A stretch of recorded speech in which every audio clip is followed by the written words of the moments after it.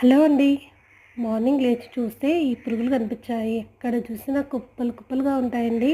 వర్షం పడితే చాలండి ఈ పురుగులైతే ఎక్కడి నుంచి వస్తాయో తెలీదు గానీ కుప్పలు కుప్పలుగా ఉంటాయి. అన్నీ ఒకటే దగ్గర ఉంటాయండి. ఇలా నాకైతే ఈ పురుగులు కనిపించాయి. వీడియో తీసుకున్నాను.